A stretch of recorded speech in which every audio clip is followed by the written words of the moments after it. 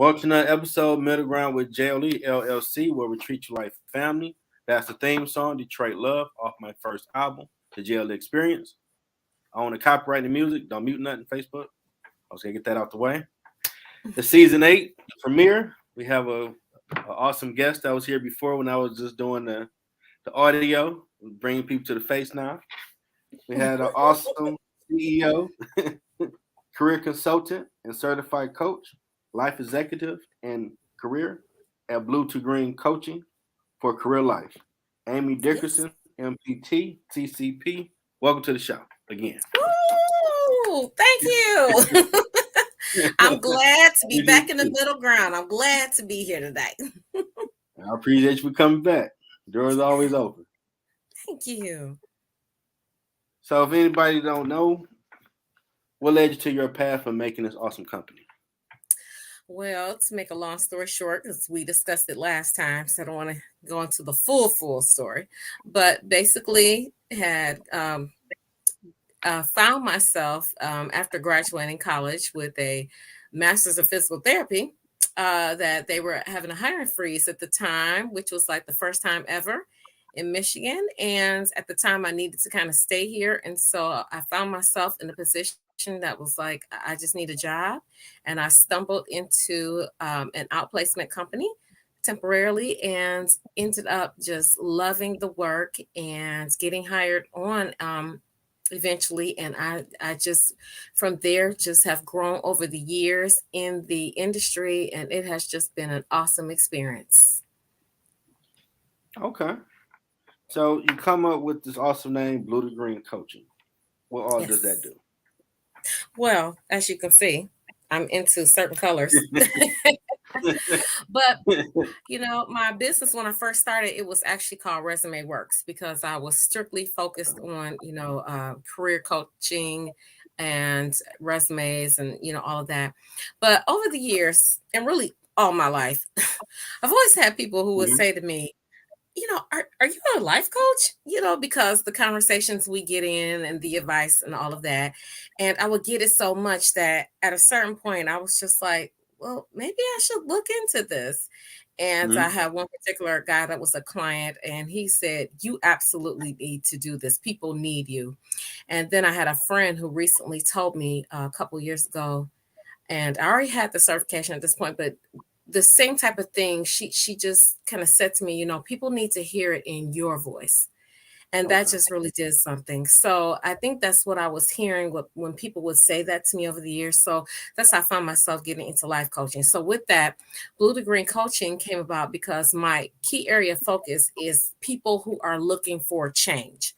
So whether that be in their career, whether it be in their life, that's what they're looking for. And so that my favorite color has always been turquoise and teal colors. And so that transition, and then I will always have people who would, always tell me that, wow, when I started this process, whether it be, the career coaching or life coaching, it will always be, wow, I just really was so depressed, and I just really didn't have a lot of hope in this and that.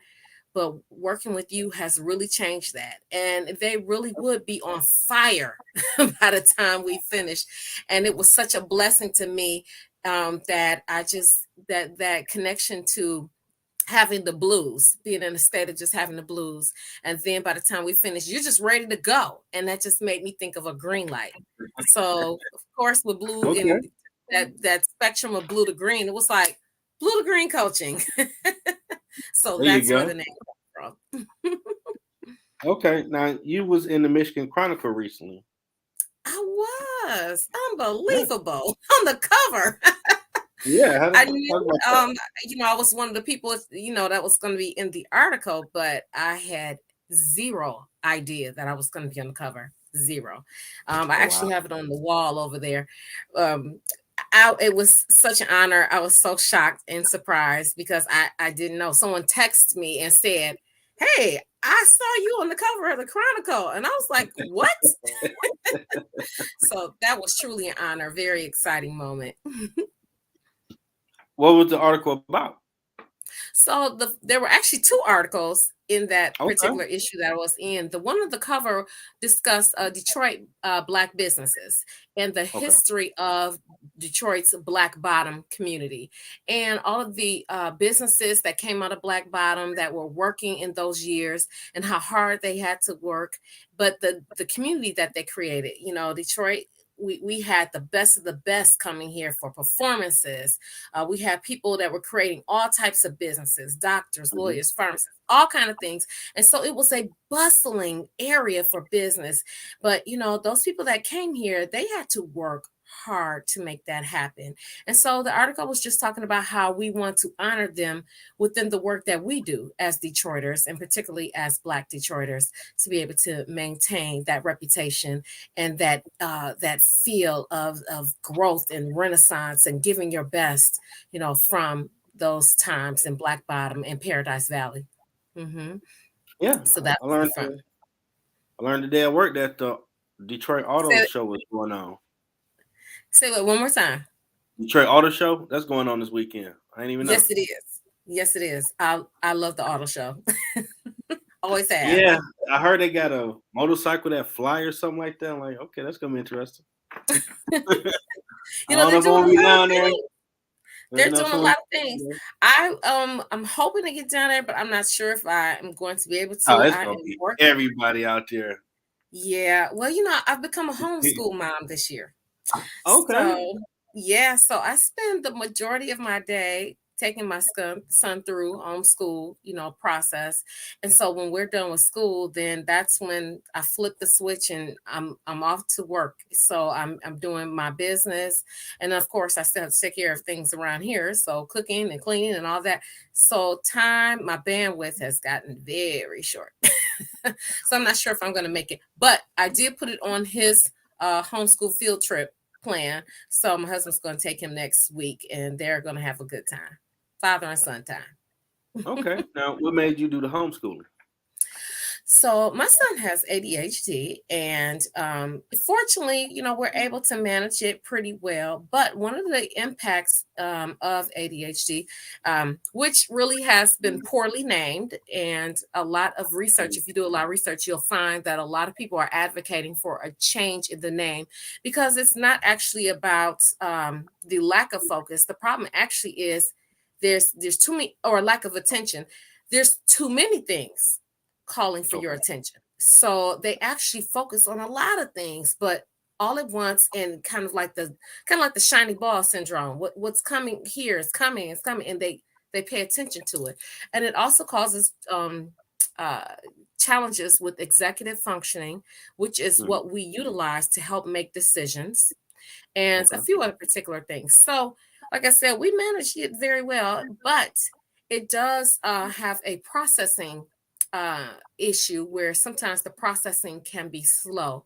So, while sometimes he needs to hear it again and again. So he may need to hear it again, and he said, "Okay, let me get that again," and then he wants to get it again. Mhm. So you know, so it expands the amount of time he needs to get it. But when he gets it, he has it. Okay. So, in the last few years of school, we just noticed that, of course, with the school systems, the way things are set up, teachers just they don't have the bandwidth to be able to really give the time that a child in this particular situation needs in order for them to be successful. So, but also being at home during the pandemic and being in virtual school, I learned that he does very well virtually with a Okay. lot of those online programs where he can go in and kind of control it himself. He actually does very well. And he actually told me when he was in first grade, he's now in third grade, he told me, Mommy, I actually like being at home because I can focus better. So Okay. with that, we really in last year in school, he had another he did virtual classroom again. And again, another portion of it was to go online using the online program. And after our experience and just working with him myself last year, I really saw a big change where he started the year behind in standardized Okay. testing. So he Oh was in no. second grade. He was in second grade, but because he couldn't use any accommodations for his challenge, he ended up testing, poorly because it's a Okay. challenge for them trying to read all the information, remember it, figure out the problem, then find the answer, Mhm. determine the correct answer, and remember to do the process and do it over and over and over and over. They get tired faster. So of course Okay. his numbers usually came out pretty low. So last year he started off basically that he was behind for where he should have been. By the Mhm. time we finished the end of the year, they were expecting him only to jump about 16 points. And one thing he jumped 20 points, and then the other he jumped 22. So Nice. I said, okay, I do not need to put him back in a situation that's not going to be able to support him in the way he needs, because I feel like I'm just setting him up for failure. So I'm his mama. So I have to do what I have to do. And so it was not necessarily something I would have chosen, but it's actually going very well. I'm learning a lot, and I'm learning a lot more about him. And it's turned out to be a much more enjoyable experience than I anticipated. Oh, that's pretty awesome. Hmm. Now, you've been doing some speaking as well. Yeah, last weekend? Time goes by so fast. Yeah, trying to get back to normal and get back out here, after I mean, we're still in the pandemic, but after Yeah. the years of being kind of just held within. So yeah, I was able to get out and do a workshop live this weekend versus virtually. And so that was pretty good. And it was for a group of women who they kind of worked together and just kind of encourage one another. And they wanted Mhm. to do something to help focus on their growth professionally, and Okay. particularly in the area of leadership. So yeah, so I held a leadership workshop just for them, and it was pretty awesome. I mean, we really were able to sit down and really talk about the challenges that they face as women of color, and just being Mhm. in corporate America, period. And I really just allows them to be able to just share their stories, because that's the most important thing when we're working with people. And I'm sure you know this, we're hosting a show like this, hearing people's stories and Yes. understanding where they've come from and the challenges they face. They're understanding the strengths that they've gained, but also the things that have been hard for them to overcome. And just hearing those stories and talking things through. One of the things that I really try to help people understand is that no matter what your situation, no matter where you are on the ladder of corporate America or Mhm. anything else in our lives, that if you're here on this earth, you were put here for a reason. And God has blessed you with certain skills True. and certain things that's just your thing. No matter where you drop that person, eventually they're going to find their way to doing what I call their function. We all talk about purpose, and I definitely agree with purpose, but I kind of see it a little bit like our function. Like that's what we were created to do. And when we're allowed to operate in our function, then the flow of things and the benefit to not only ourselves but everyone around us, it really has a great impact. So I always try to remind people that, hey, at the end of the day, you matter. It matters that you're here, and we need to just help you just find your True. value and to live in that value and to walk forward in your function with confidence. And so that's what we were doing. It's pretty great. Yeah, that's pretty awesome. Chester says, Yeah. leading from Texas. What up, sir? Appreciate you Hey, tuning Chester, in. good to see you. You always show love. Yeah, but it's Yes, been season 8, and I rebooted the show back in March of last year, which is bananas. I know. This sounds crazy to say it out loud. Like, you're in season 8, over I- 150 episodes in less than a that year. is that is That's such an amazing feat. Because when you think about 8 years, I mean, this is 2022, so podcasting and all this, whatever, now of course it seems, so just every day to us. But 8 years ago, to be able to yeah. start and be able to maintain a podcast through this time, that right there is amazing, because there were a lot of people who started 8 years ago who no longer, Oh no, unfortunately, this are last able year. but being online, right, Yeah, is this year. I redid my show last year. Yes, but you've been doing this, and hosting things. You said 8 years. No, I rebooted the Oh, show 8 years. last year. Yeah, Oh, I 1 thought year. you said 8 years. She Yeah. said 8 years. Hey, listen. So Okay. so that must be the prediction that you've got at least 7 more years to go See, here. there y'all go. I already told you I do 1,000 episodes. You saying 8 years? Okay. Listen. I mean, to do 150 episodes in 1 year is like, I mean, like, are you a NASCAR driver? What's going on over there? That It was is a a lot of lot. messed up booking. Just writing down on paper, like, okay, you Saturday at this time, like, you got 4 shows. Oh snap! Well, we gotta do our That's four. that's amazing. But you say you where everyone is like family, and you really do create that kind of environment. So it's so comfortable to come on your show and be able to talk, because I mean, we're just having conversations and it's just a good time. So, and you always have such energy. Must be all that music inside of you. Yeah, So hey, yeah, Len, I must say, some days I don't be feeling like got a show to do. Get the music on, get your krypton, your spinach, shake I it up. understand. All right, let's go. Let's go. I also say, I think we all go through that where, you have your days like, oh, but then once you get into that thing, Oh see, yeah, it's once like again, your Kobe. function, once you get into that thing and it starts going, then that energy shifts. And by the time you finish, you're like, yes, we did that. Absolutely, because I really Mhm. noticed by that's the focal point to make you feel comfortable to share your story. Because when I first started, I'm a complete stranger. People don't know me, Mhm. so you're gonna tell me your life story.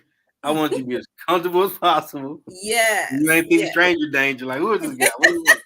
I don't know him. Look, I'm going scrolling up his fake LinkedIn. Like, I don't know that guy. What do you want? Yeah, he asked about my business. Yes, yes. But hey, Help somebody. you started small, you kept pushing that thing, and it's built and built Yeah, and built and built. So yeah, now you got a community of lots of us who are very impressed with yeah, what you it's do. yeah. I know. I spoke at Terry Brinston's virtual conference in August, and Awesome. I was really humbled that I reached out to everybody to see who could be involved, and I'm like, 800 some people looked at this. Like, wow, that's Yes. pretty awesome. Yes. I didn't know my community was that big. you know, I mean, Listen, know some little things sometimes. Like, people hey, do that notice me a network little bit is on LinkedIn. growing. That network is Yeah, growing. And that's what it's all about. I mean, networking is definitely connection. We tend to talk about networking a lot with business and looking for jobs, of course, and all of that. But it's there's a reason why it's the word network, because you think about the connection, and the hmm, paths and things that come from it. And so, we're all people at the end of the day. And at the end of the day, we want to know that somebody absolutely. is interested.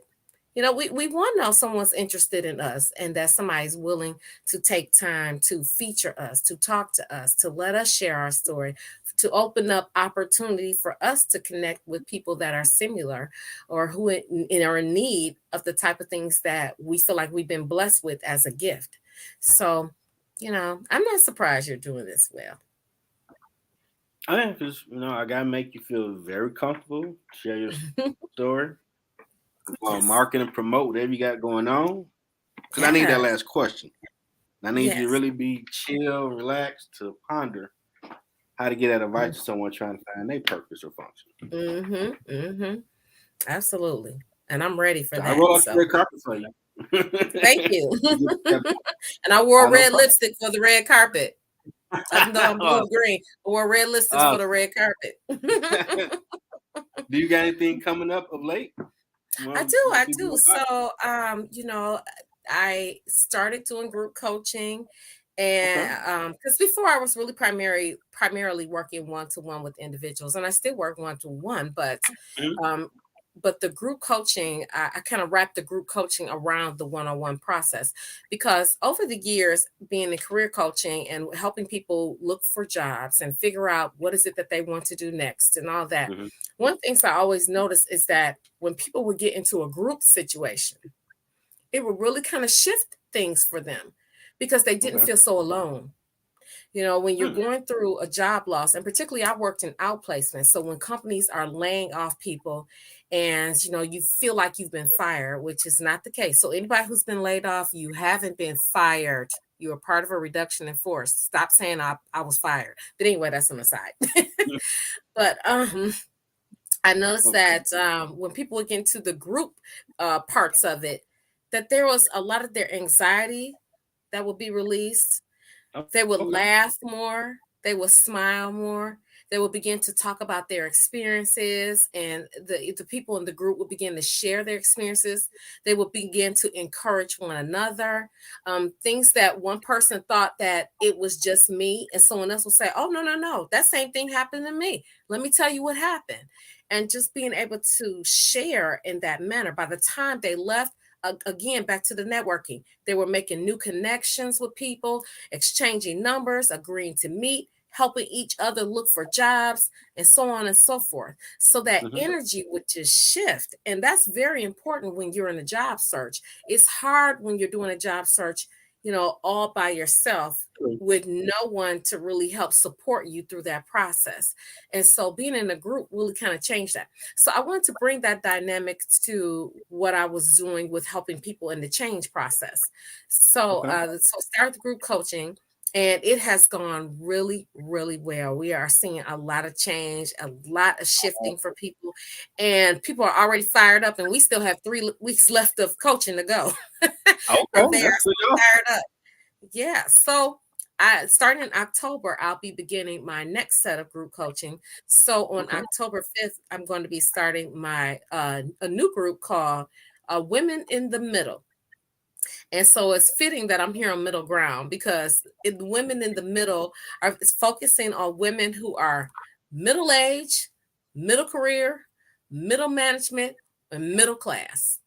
So all that middle, because when I was working for the outplacement companies, a lot of times I would have women come in, and so of course they're coming in, going through this layoff and trying to figure out, what their next step's going to be.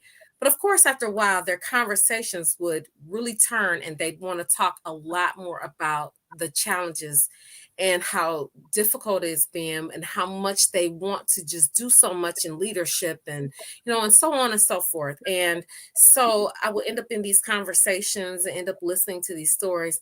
And so it's always been on my heart to have an opportunity to bring women together to be able to talk about these things and help one another, bring strategies to the forefront, learn how to use what is went woman, what is female, instead of us necessarily having to pattern after men, no offense, but if there are certain ways that men operate, it's okay. And we as Mhm. women, it's okay how we operate. And we need to find ourselves and our strength in that, in the particular ways in which we do things, and bring that, to the business world. And if you do a lot of research, you'll see where companies who have had women at the helm have done very well. And particularly during COVID, they've done very well. And so we want to do that because it's not just about men or women or men versus women, all that kind of stuff.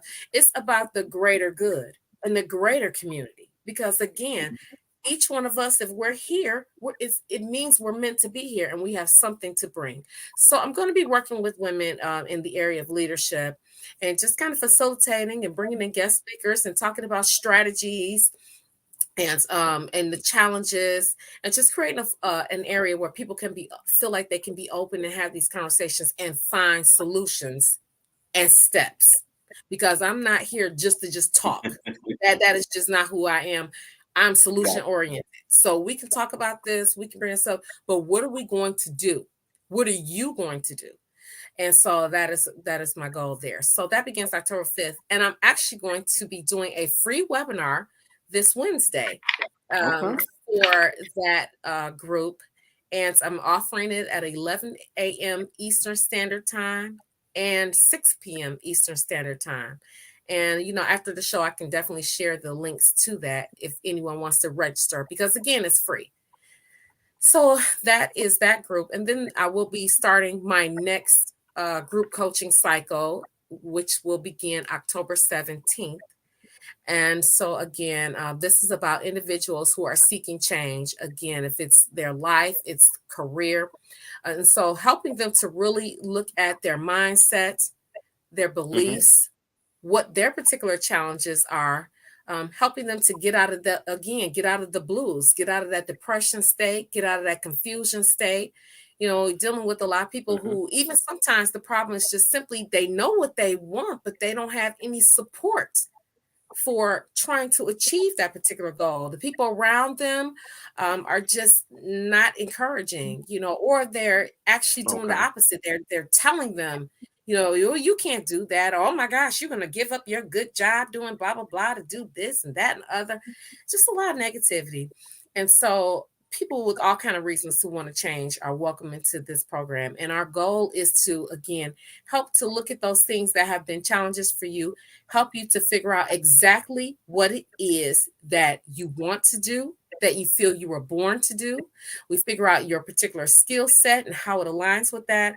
And one of my Mm-hmm. particular skills that I have is being able to take what it is that you want to do and really link it with the skills and the natural talents that you have, help you figure out the gaps in that and solutions to filling those gaps to get you from here to there, and with actual actionable steps.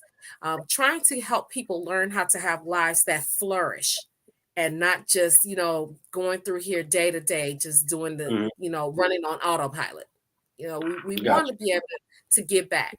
So I'm going to be doing that group starting October 17th. And again, I'll have a free webinar that's going to be on Wednesday, September 28th, again at 11 a.m. and 6 o'clock p.m. And if people are not able to attend, I will be recording those sessions. But you'll need to register so that I have your email so I can send it to you. But yeah, going to just go through the process and what the change process is about, and the challenges that come with it. And lots of encouragement, of course. I'm a cheerleader.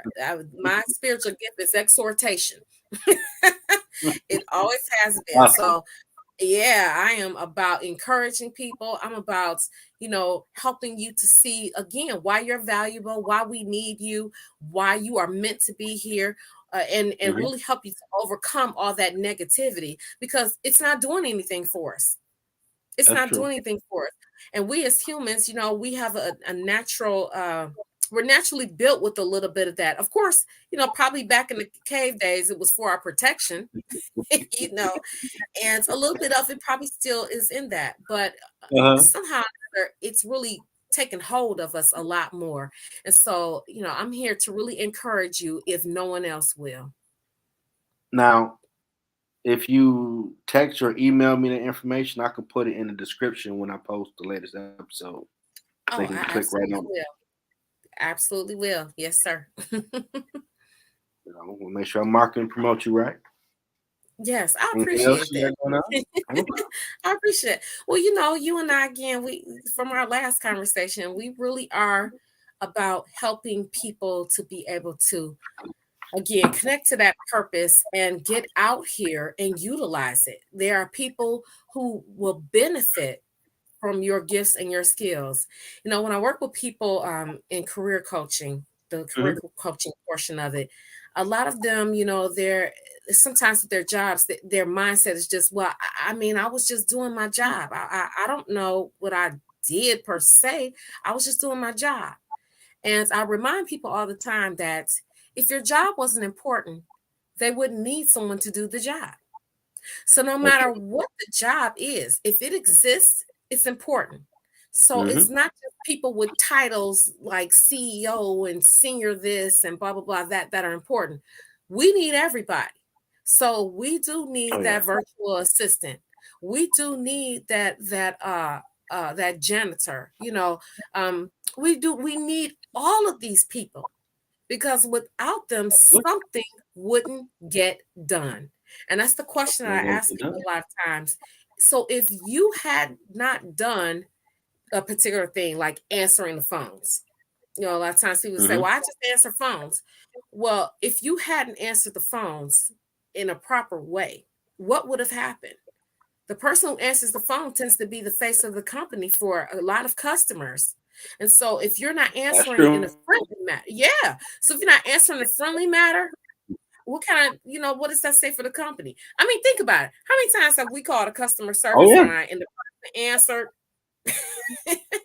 and they didn't know anything, or they kept putting Mm-hmm. us on hold, or they were half listening, or they seemed to Attitude have was an bad. attitude? Mm-hmm. Yeah. And I haven't even done Well, I anything call back later. exactly. And then I hang up and then I call right back to hopefully get through the system and get to somebody else.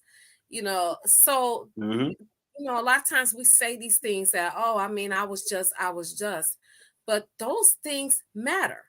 And the way you answer a phone matters. And just all of that. It just matters. It's very important. Absolutely. To be a successful company, every job is important. That's right. That's right. Mm-hmm. And John Now I'll tell Maxwell you, talked about it before. say it one more time. John Maxwell has spoke at Mike Ellett School of Business before. He would teach us Mm-hmm. that. Yes. I'm like, Mm-hmm. wow, okay. Didn't Yes. realize that. What you Yeah. about to say? Well, I'm gonna share a quick story with you. Years ago, I worked with a nonprofit Mm-hmm. where we went into schools and we did roundtable discussions. We brought in professionals from around the area, and they would sit at the tables with the students, and they would kind of, just have open conversation about school, about planning for college or trade school or whatever it is you want to do after school, business. So anyway, one particular volunteer told this story about how he went through a McDonald's drive-through one morning, and the person came Mm-hmm. through on the speaker and said, "Good morning. It is a beautiful day at the Golden Arches. On today's menu, we have," and proceeded to tell several things from the menu. And then they just kind of kept it going. And he said he was so stunned that he couldn't even place his order. He just drove off, drove around, parked, and then went inside the building. So when he went in the building, he was like, who's on drive-through? Who is doing drive-through?" So they brought him forward and he said, I need to see the manager. I need to see the manager. So the manager came out and he told the manager, he said, "Listen, and I can't remember what his position was. He worked Mm-hmm. at one of universities in the area. And he said, "Listen, if you don't put that young man in a management trainee program in the next month, then I'm going to come back here and I'm going to pull him away from you guys and I'm going to put him in one of our programs because he has what it takes." And he had asked the young man, why are you on the mic like that? And the young man said, "Well, today is my first day on the job and I just really wanted to do a good job. This job is important to me and I just really wanted to do it." So the man came back a month later and asked for the manager and asked about this young man. And the manager said, "Oh, sir, we've put him in the management training program. We've already moved him up to," I forgot what they said. But the point is that this young man was beginning to be molded and mentored and trained and everything because of his skill set, simply based on someone being impacted by the way he greeted them in a McDonald's drive-through. And Yeah. I mean, that is just an amazing story to me. That your first It day on the is. job, and it's just McDonald's, whoever, and all of that came from it. I mean, think about that trajectory of this young man's life because he wasn't even out of high school yet. I think it was his Mm-hmm. senior year. He wasn't even out Man, of high school yet. you gotta be the hardest work in the room. Do your best effort, and God will let someone watch. I'm like, hey, I like that. Come here. Let's do Absolutely. ABC. But if you got that That, man, bumped your job, I'm sick of being here. You ain't gonna get your time. You ain't ready yet. And there may have been mhm. someone for them too, like, you ain't ready. Nope. Yes. Keep going. Yep. Yeah. So yeah, so that story was just so impactful for me that now when I go through drive-throughs Mm-hmm.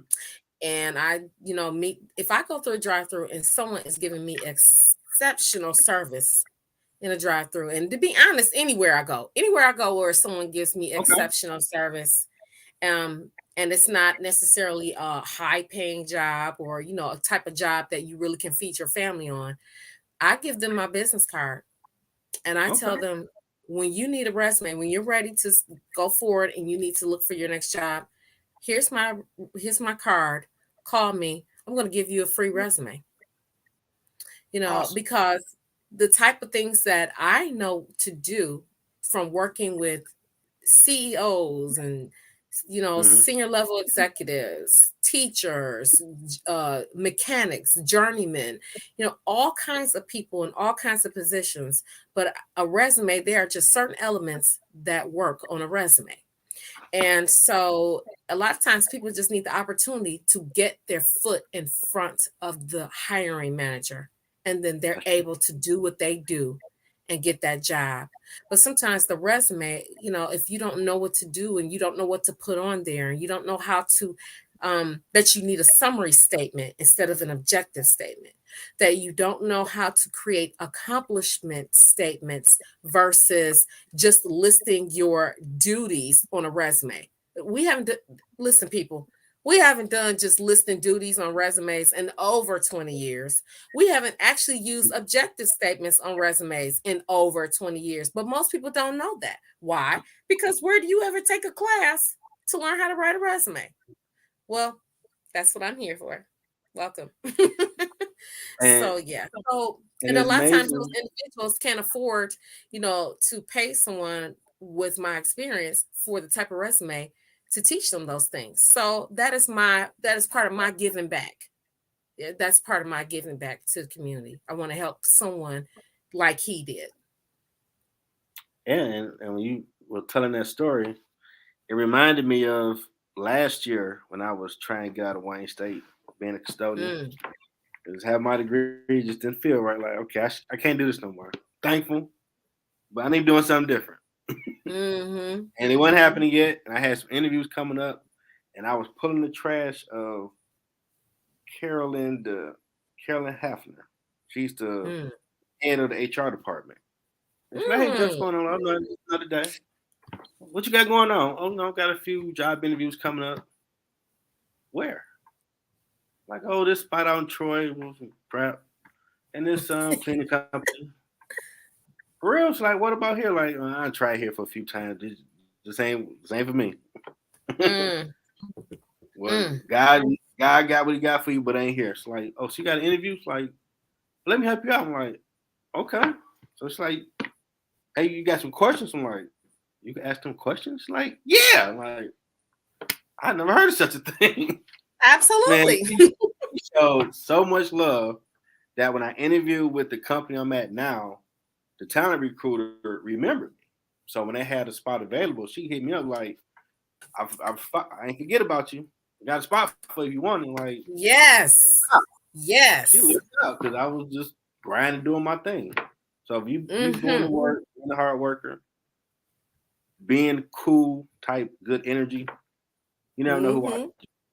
Mm-hmm. I mean, she Yes. gave me a notepad of the type of pen. Like, wow, she stopped what she was doing to make sure I was good. I'm like, wow, that's love. That's what I I'm told her talking I got about. you. That is what I'm Yep. talking about. See, that kind of help, that's life changing.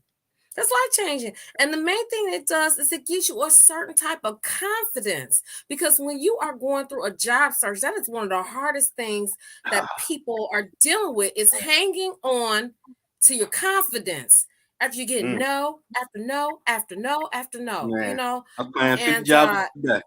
yes. Yeah, I understand Oh that. my God.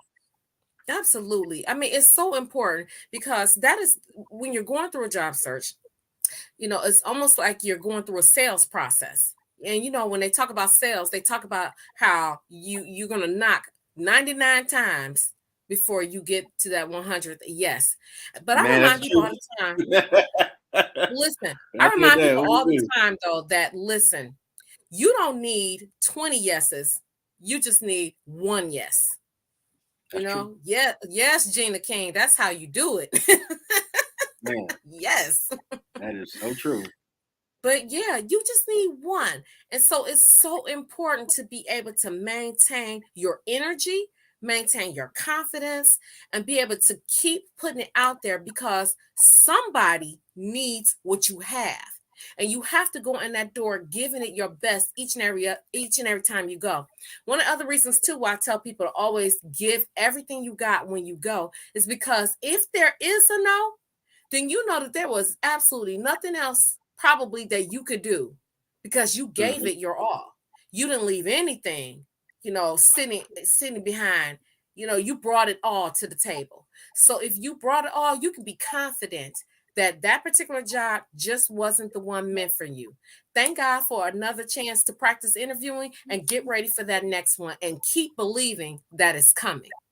Yeah, And there's nothing wrong with the process too with asking someone to kind of do a check for you. Hey, would you mind looking over my resume? Somebody trusted with some actual experience and background in it, like the person that helped you, be able to give you usable feedback. Okay, because one thing about applying for jobs out here, we have to remember, because everybody gets caught up in the bots and the hiring managers. I mean the ATS systems and the resume scanners. And yes, it's important to be able to create your resume in a way that gets through the scanners. It is.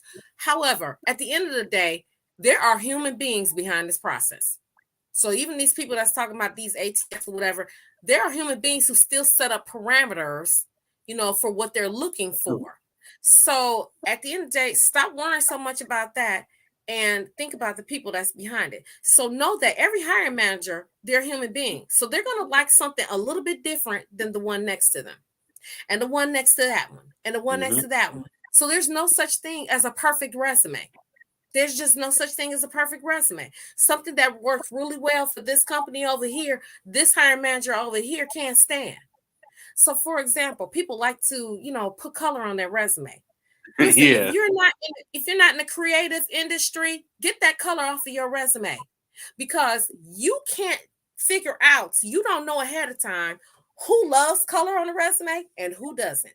But I'll tell you this, if you don't have the color on there, the person that, loves color is not going to be offended by there not being any color there.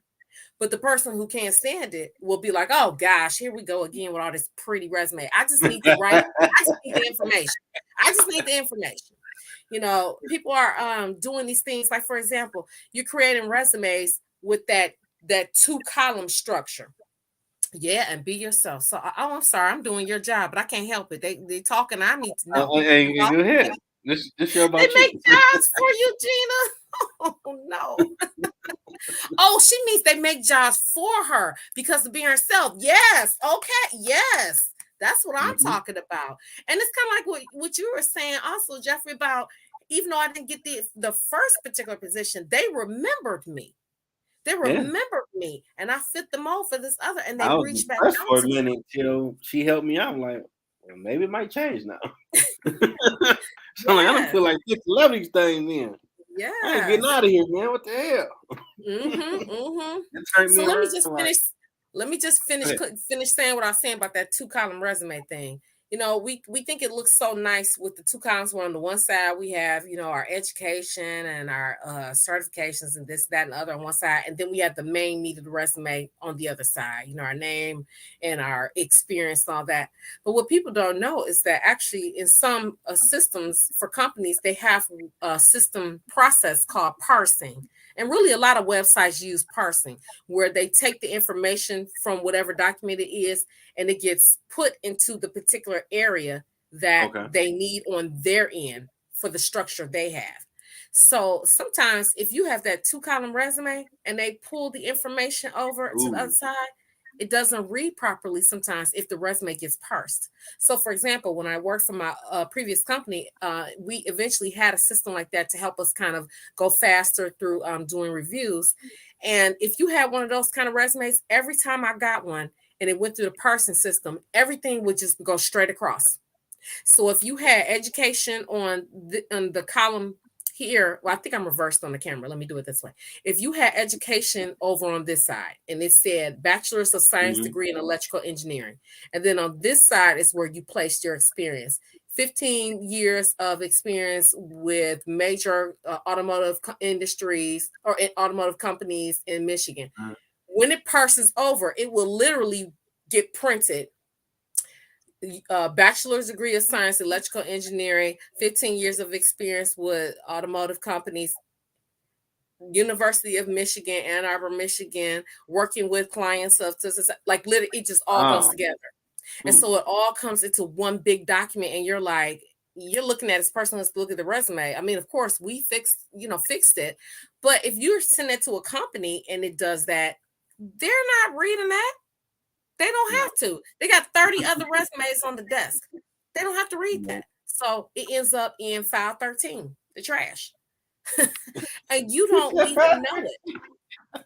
Yeah, so many men are colorblind. So you're doing these resumes with all this color and stuff on it, and they struggle trying to read it. And then even, some systems, it doesn't come out right when it comes on the other side. Depending on what kind of font colors you used, sometimes they get switched, or sometimes something that you did in navy blue ends up looking a little bit like what's black and what's navy blue. And, it's just sometimes it's just not a good idea to do. So those are just some things to think about. Even things like underlines and italics on a resume. Sometimes some of those scanners don't read italics or underline items well. So sometimes it'll come over on the other side as blanks or like computer gibberish. But either way, if it does that, they're not calling you to say, hey, your resume didn't come over well. Can you take off all that stuff and then resend it? They're not going to call you to do that. They're going on to the next resume. Yeah. But you're sitting at home like, oh my gosh, I don't understand why I didn't get called for that one job. I mean, I was perfect for it. I had everything that they were looking for. I don't understand why I didn't get called. And you're sitting there and you have no idea that it was simply because you used italics and it came out as blanks. Yeah, so simple is the best way. Straight to the point. Yeah. You want me or you don't? Yeah, so that's what's so important, to keep these resumes simple, even though people are like, oh, I'm getting bored with them. Listen, if you're not applying for a creative position, I want to hear about you getting bored. The point is to get it over there so that they can scan it visually very quickly, find what they're looking for, and put you in the keep pile. That's what we're doing. So, yeah. Email addresses. I'm glad you asked that, Gina. So here's the thing with email addresses. First of all, I think we should know at this point, we shouldn't be using email addresses like hotchocolate99 at hotchocolate.com. Okay, we should not be doing that. And people are still doing that. They're using their personal email. Wow. And they're not thinking, don't do that. You need to create if you have that, you need to create a new email account, and you can even use it strictly for your job search, which a lot of people do, because it helps them to be able to know that anything coming in that email inbox came from some job that I applied for, some website. So if you get hit with a bunch of sales emails the next day after uploading into some website that you were kind of on whether you should be applying, if this is a real job, if you start getting all these sales, then oh gosh, that was not a real job. Other thing about email addresses. So here's the ooh girl, no super sexy 421. That's my son's birthday at kitty.com. That's a whole mess. But listen, long time ago in my job, we did have a client one time, and she fought us about changing her email address. It was something like Coco Babe, something like that, or whatever. And she really got insulted that we suggested she change her email address. And but after a few weeks of fielding her resume out there, she ended up coming back. This was probably 12, 15 years ago. So it was early, in that process. So she came back kind of like sheepishly, like, oh, can you help me again with the suggestion on how to change my email address? Yeah, because you're out here doing Coco Babe. So, yes, no. So that's one problem. Here's another issue. So we all know that there is age discrimination out there, right? Yeah. And so there's some sneaky things that the hiring managers sometimes do, and it doesn't reveal their ageism because there's no way for you to know it. But let's say if you have an email address that's from Hotmail, AOL, sometimes even a SBC, global.net, sometimes even a Yahoo. Sometimes those email accounts, of course, came out in the original set of emails. So a lot of times if you have an email account that utilizes those endings, they automatically mark you as somebody that's over 40 years old. Wow. Because think about it, most young people, yeah, Gina. That's why I had to share that. Because if you think about it, most of the younger people, they're using Gmail. Yeah. There's even Yahoo has new endings like live.com and things like that. So they're using more of the updated, type endings, Okay. even if you have, like, some people do things from their iPhone, of course, or they have Mac accounts or whatever. And so, even those. So it's just something to think about. Just creating, you don't have to close your email account. Again, you can just open up an email account in a Gmail or something like that. That's Not free. advertising. But yeah, just open up an account and just use it for the job search. Before Christ. Wait a minute. Oh, the email counts. Yeah. Oh gosh, somebody send Gina my email. She's hilarious. You are funny. But yes, seriously, it put you back in the dinosaur age. So it kind of reveals it. Here's another thing. If your email has certain types of numbers in it. So if your email is Don Johnson 1991, guess what they're going to assume? That's your year. That's either the year you were born or the year you graduated. Either way, they're going to try to do the math and see how old that means. Okay. Let me think. Dates, graduation dates. Okay, I said that. Other things about email. I think those are the main things I want to say about email. Are those on your resume? Don't put your mailing address. You only need your city and state. If you want to include your zip code, you can. It's not necessary. There are some hiring managers that might do zip code searches looking for people in certain areas, but really and truly, they really don't necessarily need to do that. I mean, they need people who with the skill set. So, you don't have to put city and state. But think about it. We live in the digital age, where we're applying online now all the time. Like, that's the way to apply. So if you apply onto a website that turns out to be not legitimate and you figure it out afterwards, you can change your email address easily. You can change your phone number easily. You can't quite get up and move so easily. So they now have your mailing address. So they can send you stuff in the mail, bombard you, that kind of thing. So, so you got to protect yourself. So for years now, we haven't put the actual mailing portion on emails. I mean, it's been at least 8 to 10 years since we stopped putting the mailing portion on there. So don't do that. It's great if you have a LinkedIn account. I just had a client where the hiring manager showed up at her house. Wow. I ain't never heard nothing like that. Well, I have heard of a person looking up someone's house via Google Maps. Oh yeah, you can find it. I do remember hearing about that a while ago. I have heard of people doing that, pulling it off of the resume and then put it in Google Maps and seeing what their house looks like in the neighborhood.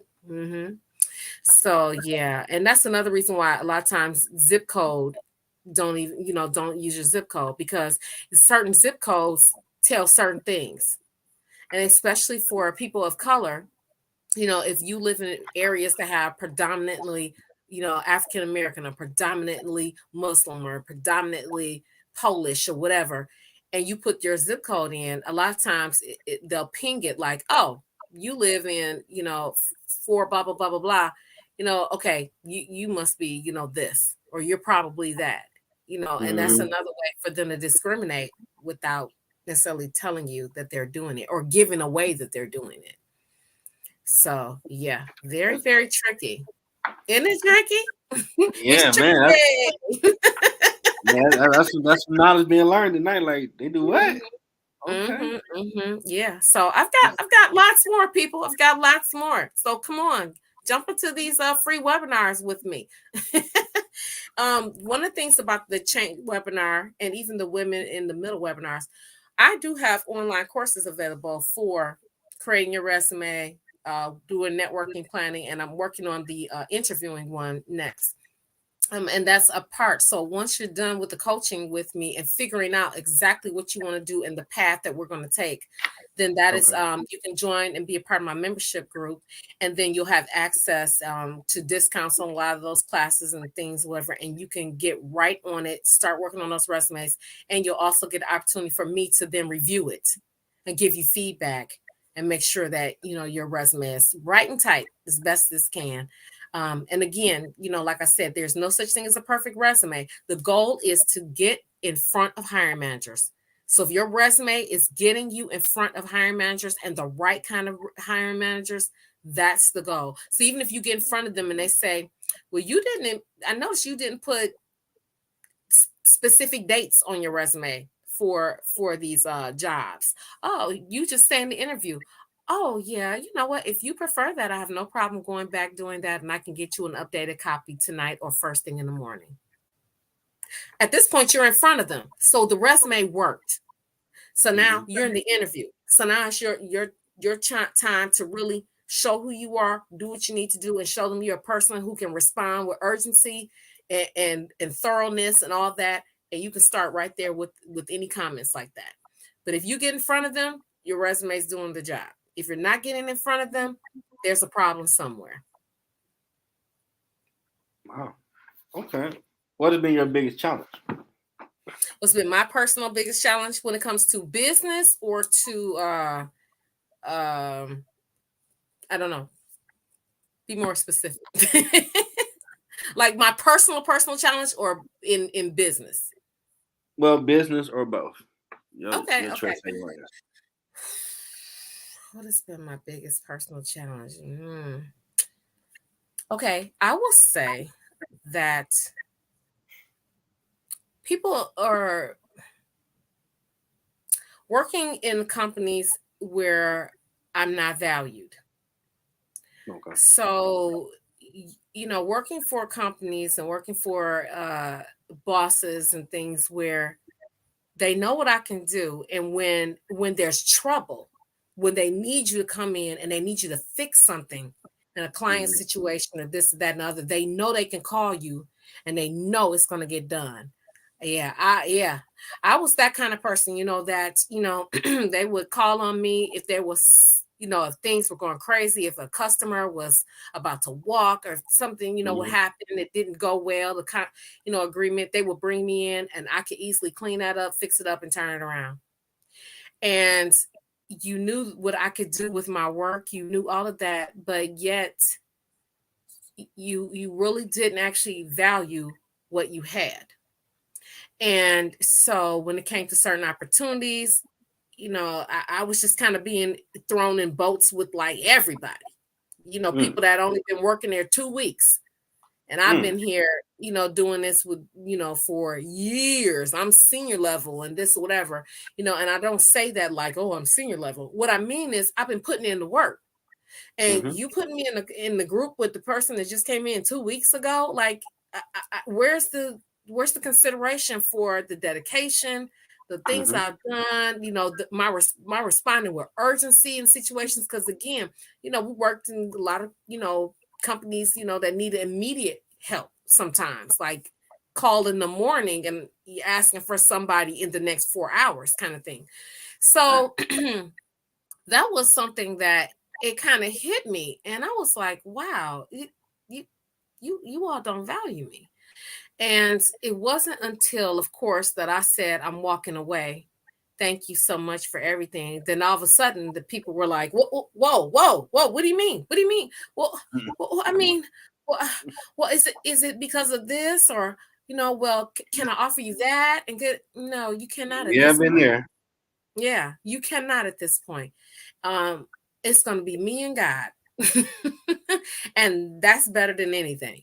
So, so that I would say is my biggest challenge, because I guess that and getting so caught up in the everyday, output of things that it kind of was getting past me. Oh, okay, Jeannie, you feel that too. Mm-hmm. Yeah, so it was kind of getting past me. It would come up at times, but then you get into your work and you're just going. And so I think that was a problem too, that I wasn't even taking time to regularly stop and evaluate for my Okay. own needs. Stop and evaluate for my own needs. So that's something I discuss with people a lot now too. Is just being aware and making sure that we're staying on top of our accomplishments and actually writing these things down, keeping notes of it. And just where is it that I want to be? And okay, now we are the first quarter into the year. Where am I as far as achieving those goals? I'm 6 months in. Where am I as far as achieving those goals? And just staying on top of just checking in so that I have an awareness of what's That's good. happening Yeah. and stop just letting time just go by. So I think that was a challenge. And so uh and just so now just being in my own business, I'm trying to be more aware of, okay, checking in and how am I doing? What's the temperature? And as you know, I'm Okay. a part of a group of women, and we are the Gen X Millionaire Squad, because that is our goal, is to become millionaires. And not because we're trying to be millionaires just because we want to be rich, but because, there's been studies that show when women tend to be in certain positions and tend to make a lot of money, our monies, of course, tend to circulate 30 times through our communities before it leaves. So we tend to have a Yeah. great impact on growth and making sure everybody is being taken care of and all that. And that's very important to us. So that's what our goal is.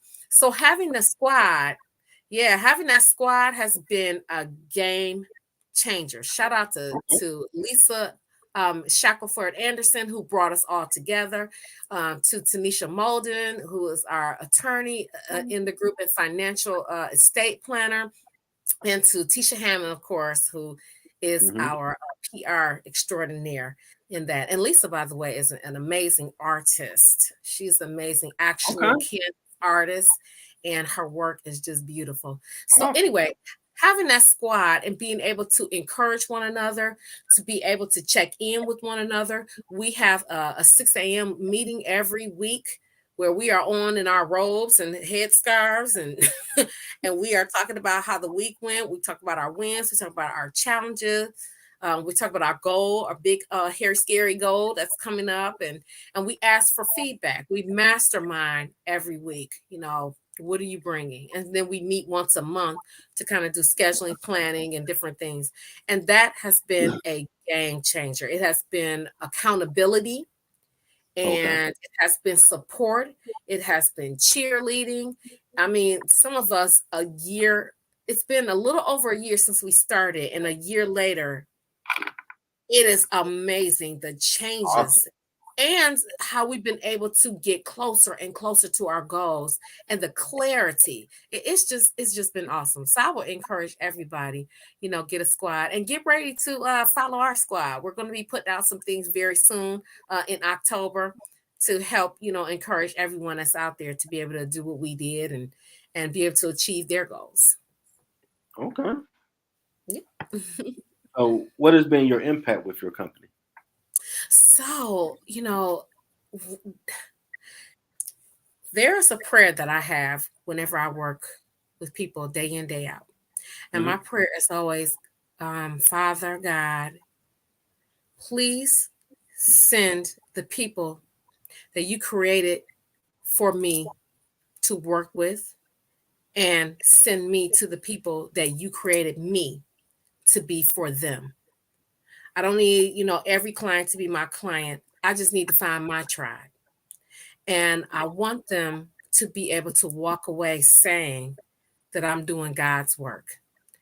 And Okay. I have had now several people actually say that to me Wow. unsolicited, that I'm doing God's work. And I'm trying to control my emotions because I'm getting emotional, but No, it's all right. to be able to be unsolicited for people to tell you that, and that they really mean it, and for Mm-hmm. them to shed tears when they look at a resume, or they look at a plan that has been created for them of something that's been up here for years and years, and now it's literally been put on paper with clarity, and it makes sense. And Awesome. just to be able to see them change from being confused and from feeling down and depressed and feeling like they can't do it, and or they can't seem to see the light, and they're trying to believe and they're trying to hold on to a Mhm. few months later be in a position where, like I said earlier, they are ready to go. Like they are fired up. They're pulling other Awesome. people along with them. They're taking those talents and skills, and now other people are benefited from them. That Mhm. right there, that impact for me, all of that it just blows my mind. And sometimes it just overwhelms me just with, just gratefulness, because, and I tell clients a lot of times when they thank me, I said, no, thank you for giving me the opportunity to actually live out my dream, because without them, Mhm. I don't get to do this. So that is impact for them and it's impact for me, and I just thank God for all of it. God is good. All the time. That's Hmm. pretty And awesome. all the time, God is good. And let the church say, Amen. Yes. Now, last question. What Mhm. advice do you have for someone trying to find their purpose? The advice that I have will be is that you need to, I don't want to say need. I would say that be confident first that indeed there is a purpose. And as I said, there's a function for you, and that you matter. You are necessary to someone and something if you're here on earth. And so, in finding your purpose, you have to get ready to do some things that require you to do the work. You can't just sit and keep saying, I want to know my purpose. And you can't keep picking up every magazine article and keep reading every magazine article looking for your purpose and doing this. Nope. You got to spend time. If you're a prayerful person, you have to spend time in some prayer. If you're a Mhm. person that has maybe never tried meditating, it just helps you to get focused and to be quiet and to hear what the spirit is saying to you. Because your purpose, your function, all of that is already there. There are things about you and the way that you've lived and you operate. There are certain thoughts and processes that always seem to come back to you, no matter what you go off and do.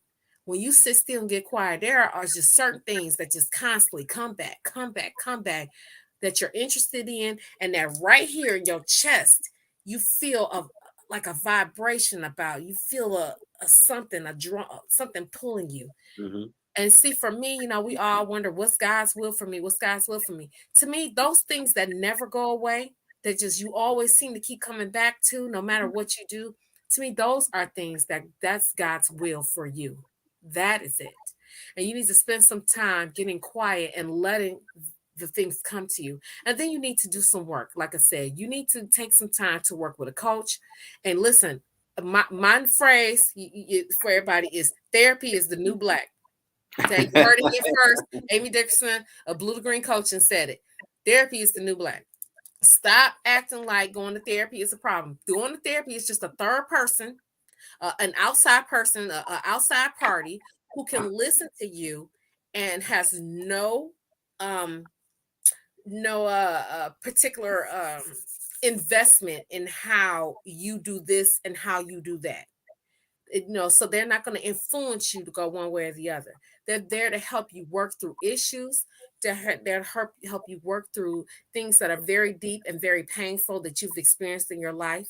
And even in coaching now, if the coaching is based in evidence and science in psychology, which the coaching group that Mhm. I've gotten my coaching certifications through, that is what we do. We are evidence based, which means we go to the research, and everything we do is based on the research. We're not just out here just making up stuff. And even if we come up with our process is always backed up by some research. So Okay. working with someone to help you overcome your challenges, overcome your beliefs, your negative beliefs, your mindset. Are you in a mindset that says constantly, I want to grow? versus things can never change and I'm just stuck this way. No, that's a fixed mindset. And we don't have to have that. All of our brains can go through the process called neuroplasticity, which means we can reset a lot of the ways we have thought. We can build new pathways, and we can allow that our synaptic process to do what it does naturally, which is to prune away the stuff that we no longer use. It will get rid of it, and we can make that change. So that is what you have to get prepared to do, and it's possible. And you have to commit. You have to commit. So that's what I do. Is sometimes people, you need another person to be able to hold you accountable, to be able to cheer for you, to be able to encourage you when you're down, when you're not feeling it can be done. And when you make discoveries, you need somebody to be able to share that with. So that's what, part of why I'm in coaching is to help people to do all of those things. That's some awesome advice to help someone listen live or the replay on how to find their purpose and function. Yes, please. I am here to do that. That is my dream. And so anybody who needs that help, you're helping me to also achieve my dream. So, it's a reciprocal relationship. Okay. And how you like this one? Because you were there from the beginning with the audio. Now we're doing video. Yes. No. Hey, listen, I've always had a little bit of acting. Okay. Ground over the years growing up and such. So I don't mind my close-up, Mr. DeMille. Not mind. Yes. Yes. Thank you, Gina, so much for that. We appreciate you being here. And I believe it was Chester also earlier. Thank you. Yeah. And to all those that have chosen to watch the replay, thank you so much. I'm enjoying being on video. It's great. And I get to see your smiling face while we do it. Last time it was podcast. I had the earbuds in and we were cracking up, laughing and making Detroit jokes and having a good time. And I was like, oh man, I wish I could have seen his actual face when I said that. We had a good time. Yeah, we did. That is true. Well, I want to thank the CEO of Blue to Green Coaching. Awesome. Go check her out, her website, bluetogreencoaching.com. Amy Dickerson, MPT, CCP. And she's going to give me information for upcoming stuff, and I'm going to put it in the description. So you want to check it out, get some more of this knowledge. Yes. Come on over and get encouraged. Get encouraged. Drop those blues and come get the green. And I hope everybody have a nice weekend. Got another great guest tomorrow in episode 2 of season 8. Still crazy to say that. Yes. Woo-hoo! I love it. Yes. I'm about to ride out with this. I'm going to keep grinding. Yes. I'm going to ride out with this awesome intro I created. Let's hear it. Everybody have a great day. All right.